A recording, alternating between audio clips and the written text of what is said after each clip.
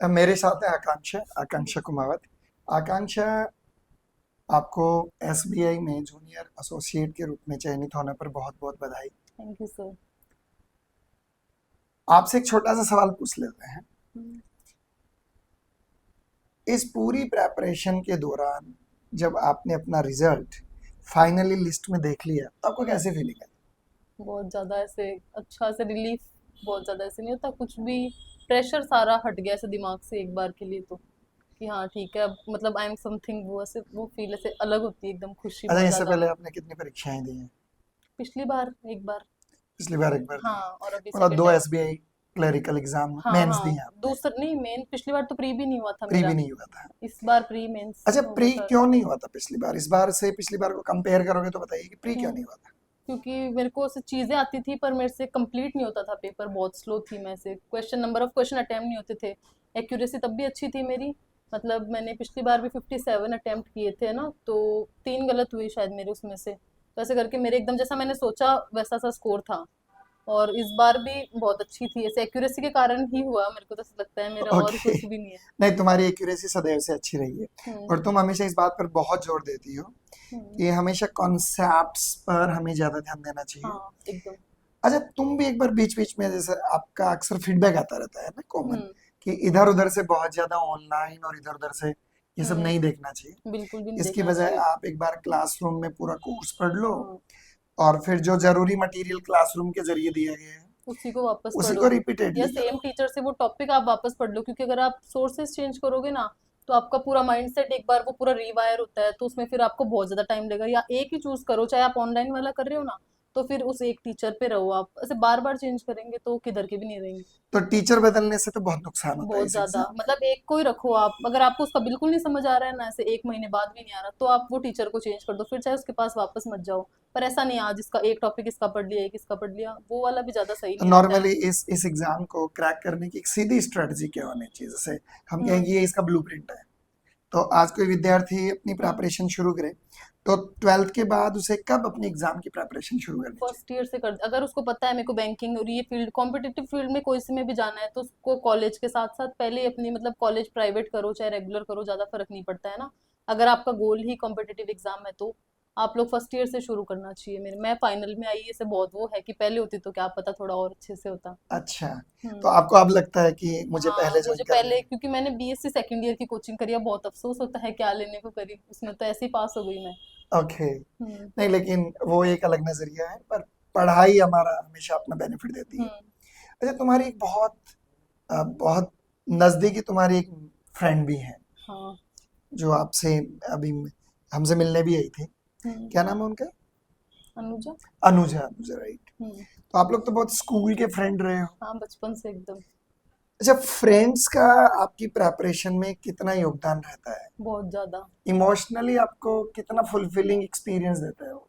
Sir ऐसा लगता है 100% वही देता है, देते हैं, क्योंकि फैमिली से आप अपनी पढ़ाई वाला प्रेशर नहीं शेयर कर सकते, वो समझेंगे भी नहीं कभी आपको। राइट। तो ऐसे मतलब दोस्तों के पास उधर ही अपन रेंट कर सकते हैं, अपन को जो भी दिमाग में आ रहा है या कुछ भी है, तो मतलब वही होता है तो इकलौता अनुजा तुम्हें सोर्स। कितना सुनते थे? बहुत सुनती थी, ये तो इतना मोटिवेट करती थी मेरे को बहुत ज्यादा ऐसे, बहुत ज्यादा कि सब मोटिवेट हो करते जाएगा सब हो जाएगा, मतलब मैं हमेशा से बोलती थी कि मेरी स्पीड नहीं है, कुछ नहीं होएगा, ये बोलती पर तेरे पास एक्यूरेसी है ना, तो उसके साथ साथ वो हो जाएगा तेरे पास। सबको भगवान दोनों नहीं देते, एक बिल्ड करनी पड़ती है, तो तेरे थे। अरे पास गजब! एक है और अब तेरे को तो दूसरी बिल्ड उनमें करनी उनमें है। ये इस तरह की मेच्योरिटी कहाँ से आई? अनुजा में सर ये है बहुत मेच्योर बचपन से ही। बचपन से ही मेच्योर है क्या? मतलब ऐसे बचपन से वैसे नहीं, पर ऐसे जब हम दोनों एक दूसरे को से बैलेंस कर देते हैं, कोई चीज में ये ज्यादा अच्छी, किसी में मैं, तो इसको तो मैं आपका ये गाइड मानना है लूंगी। कि अच्छे फ्रेंड्स हो तो उनका बहुत बहुत सपोर्ट ज्यादा, रहता है? हाँ, और एक होना ही चाहिए, मतलब एक तो एक कम से होना ही कम। चाहिए आपके। हम्म। तो इसका जो ब्लूप्रिंट है, जैसे आपने बताया कि पहले, सबसे पहले आप 12वीं के तुरंत बाद शुरू कर दीजिए। हाँ। और कौन से सब्जेक्ट को शुरू में, मतलब सबसे पहले 3-4 महीनों में, 2-3 महीनों में कौन से रीजनिंग। सब्जेक्ट? रीजनिंग को रीजनिंग को? मैंने नहीं किया था, तो उसके कारण मेरे को बहुत वो ऐसे पता है कि उसके कारण मेरे को बहुत ज्यादा वो हुआ है, लास्ट में जाते मैंने उसको किया, तो अच्छा। और फिर रिजल्ट भी दिया। रीजनिंग जो है ना, वो सबसे ज्यादा ऐसे फ्रूटफुल सब्जेक्ट ऐसा कह सकते हैं, अगर आप उसको शुरू में टाइम दोगे ना, तो आपको बाद में ज्यादा जोर नहीं आएगा। राइट। वरना मेरी तरह अच्छा, ऐसे हम मैं तो क्लास में क्या बोलते हैं? Reasoning is your first love. First love. Hmm. तो रीजनिंग को फर्स्ट लव के रूप में रखना ही पड़ता है। हाँ। अच्छा, रीजनिंग की खास बात पता है क्या है? आपने तो एक्सपीरियंस भी की है हम्म, कि इसे 4-5 रिविजन्स की जरूरत होती है, हम्म, क्योंकि जिन पजल्स को आप पहले 30-30 40-40 मिनट में कर रहे होते हो, लास्ट में वही बहुत चौथे 5वें रिवीजन में आते आते वही 2 से 3 मिनट में होने लगती है। होती है एकदम। और आपको, अच्छा, जो हम लोग 125 शीट्स देते हैं, हम्म, LR 125 के वन नाम टू। से अपना एक पूरा पैकेज है, हम्म, तो उसका आपने कैसे यूज किया है? मैंने तो सिर्फ वही किया है रीजनिंग में, उसके अलावा कुछ भी नहीं किया। प्री के तो मैंने सारे किए हैं, और मेंस में भी लगभग उसी से किया है, और एक दो जो आपने सोर्सेज बताए वहां से किया है उसके राइट। अलावा। पर प्री के लिए तो वो मैं तो उसी को मानती हूँ, मेरा तो प्री सिर्फ उसी से हुआ है। ओके, मैथ्स के लिए क्या किया आपने? मैथ्स के लिए भी मतलब सिंप्लीफिकेशन सन की वाली जो अपनी पीडीएफ है ना, 1 to संख्या का 125। मतलब है simplification, approximation, number series, quadratic equation. हम लोग लॉजिकल रीजनिंग और simplification, approximation, number series, quadratic equation के लिए 125 डेज के लिए प्रैक्टिस मटेरियल स्टूडेंट्स के साथ शेयर करते हैं। यानी आप 125 दिनों तक रोज एक एक एक एक शीट सॉल्व करते रहिए। 40 क्वेश्चंस होते हैं एक शीट में। यदि आप वो रेगुलर करते हैं तो आपको अच्छा खासा प्रैक्टिस मटेरियल मिल जाता है। वो रीजनिंग और मैथ्स पैरेलल दोनों रीजनिंग है। और मैथ्स पैरेलल पैरेलल के दोनों, लिए हाँ दोनों वो को तो करना मतलब होता मस्ट है डेली का, एक एलआर प्री वाला पेपर और एक वो सेट उसका सन की है, वाला। सन की वाला देना ही देना है। हाँ डेली। अच्छा, दूसरा परम, जिसको हम percentage, average average, ratio. Ratio, alligation, mixture बोलते हैं, हम्म। तो परम को आपने कैसे किया? तो मैंने तो जो क्लास में पढ़ा है वो, उसके बाद में जो मतलब कोचिंग की बुक से ही किया है मैंने मोस्टली, है ना, कोई भी ऑनलाइन सोर्स एक भी यूज नहीं और किया। ऑनलाइन टेस्ट आपने दिए कि नहीं दिए? हाँ वो दिए, मॉक टेस्ट दिए मॉक ऑनलाइन। टेस्ट, कितने मॉक टेस्ट दिए? मतलब अभी इस साल का जो खरीदा उसके तो मैंने प्री वाले सारे दिए हैं मतलब। करीब करीब हमने 50 मॉक टेस्ट दिए। हाँ लगभग।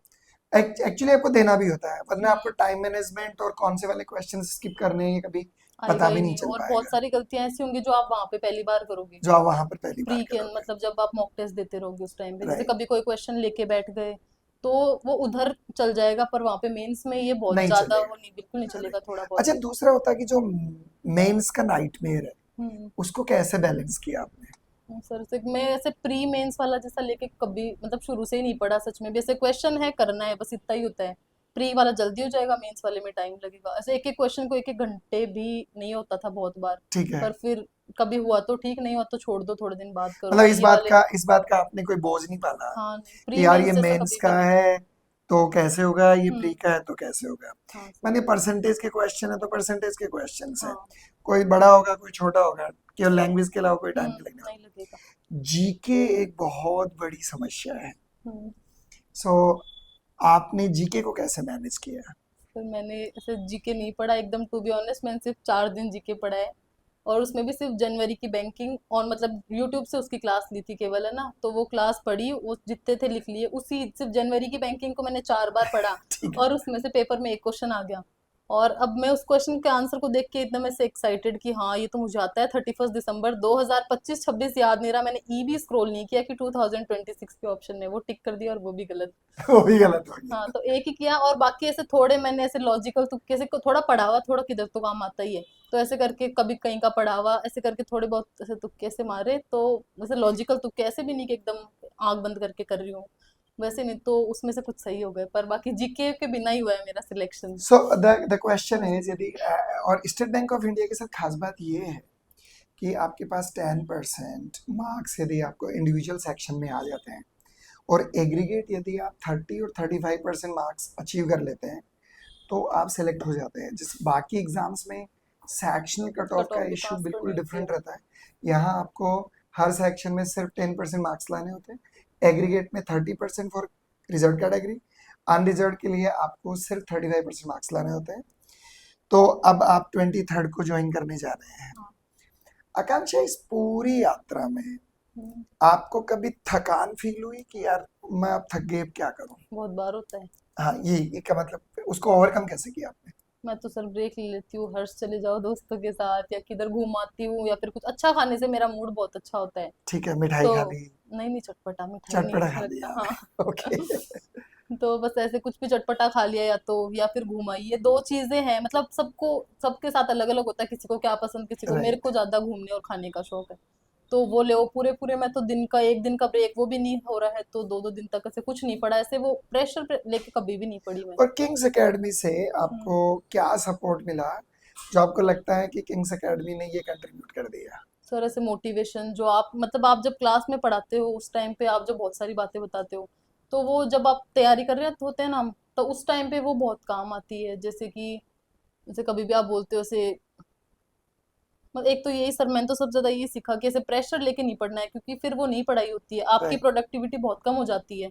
मैं चाहे 4 घंटे पढ़ूंगी, मेरी प्रोडक्टिविटी 1 घंटे की है अगर मैं दिमाग पे बोझ पाल के रखा है मैंने ठीक है। कि भाई इतना पढ़, वो नहीं होता। ऐसे जो सोचा है उतना पढ़ लो, कितने भी टाइम में पढ़, वो सबका अलग अलग होता है ठीक क्योंकि बात है, बिल्कुल ठीक बात है। मैंने तो ये, और मेन तो सर ऐसे मोटिवेशन आपका वाला बहुत काम आया कि ऐसे वो अपन गिव अप करने का मन करता है बहुत बार अपना, ठीक कि है। बस और नहीं बहुत होगा बार वाला। मैं तो बहुत डांटता भी हूँ क्लास में। हाँ वो तो होता ही है। राइट। तो आई मीन आकांक्षा की मोटी मोटी जो बिंदु हैं मैं एक बार रिपीट कर देता हूँ। स्टार्ट अर्ली, 12th के तुरंत बाद शुरू करें अपनी प्रेपरेशन। दूसरा, जब भी पढ़ें फोकस्ड होके पढ़ें, एक्यूरेसी का ध्यान रखें।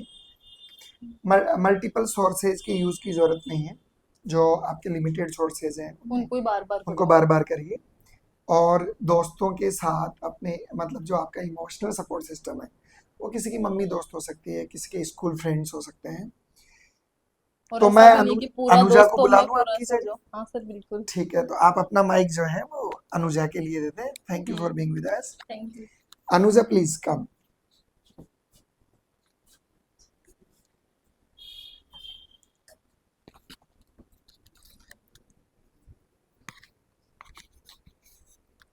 अनुजा, मुझे अ, आकांक्षा के बारे में बताइए आप।